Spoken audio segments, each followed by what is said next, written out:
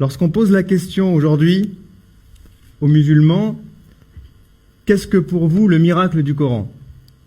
Eh bien, vous avez des personnes qui vont vous dire le miracle du Coran, c'est un miracle scientifique, parce qu'on trouve des versets qui parlent d'astrophysique, qui parlent d'embryologie, et on ne connaissait pas toutes ces sciences il y a 1400 ans. D'autres vous diront, moi je suis convaincu que le miracle du Coran, il est dans la rhétorique, dans la linguistique. On est capable de démontrer, peut-être par A plus B, que le style rhétorique du Coran n'est pas un style humain, que ça ne peut venir que de Dieu. D'autres vous parleront du miracle numérologique du Coran. Ce dont je vous parle aujourd'hui, ce n'est aucune de ces choses. Mon intime conviction, c'est que le plus grand miracle du Coran, c'est le fait que ce livre est capable de nous transformer. De vous transformer vous et de me transformer moi.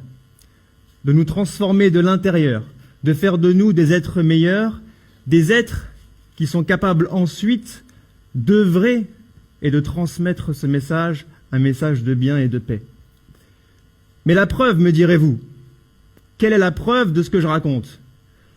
Lorsque vous revenez dans l'histoire, il y a 1400 ans, eh bien vous vous rendrez compte que les hommes et les femmes qui ont porté ce message, avant le Coran, n'étaient que des bédouins. C'étaient des hommes qui n'étaient pas civilisés.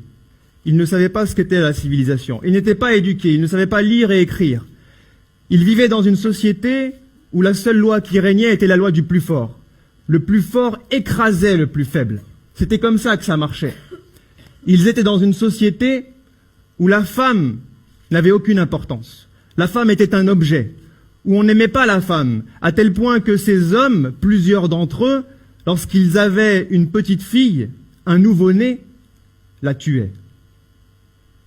C'est dans ce contexte que le Coran arrive.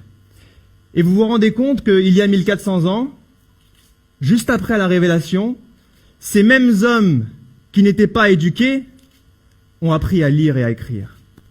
Que ces mêmes hommes qui tuaient les femmes ont accordé une importance et une valeur et une place que personne d'autre ne donnait à la femme à l'époque. Que ces mêmes hommes qui tuaient les gens, qui esclavageaient les gens, eh bien se seront trouvés à défendre les plus démunis, à défendre les faibles, à défendre les orphelins, se sont retrouvés à acheter des esclaves par centaines et à les libérer pour qu'ils soient libres. Ils ont défendu la liberté, ils se sont battus pour la liberté. Ils se sont battus pour la justice. Ces mêmes hommes qui étaient des ignorants ont ensuite transmis la science. Ils ont contribué pendant des générations et des générations au progrès qu'il soit scientifique, politique, économique, philosophique, artistique. Mais qu'est-ce qui les a transformés? Qu'est-ce qui a fait que ces gens-là sont devenus cela? Eh bien, ce qui les a transformés, c'est ma théorie, j'espère que vous la partagerez, c'est qu'ils ont porté le Coran dans leur cœur, qu'ils l'ont vécu et qu'ils l'ont appliqué.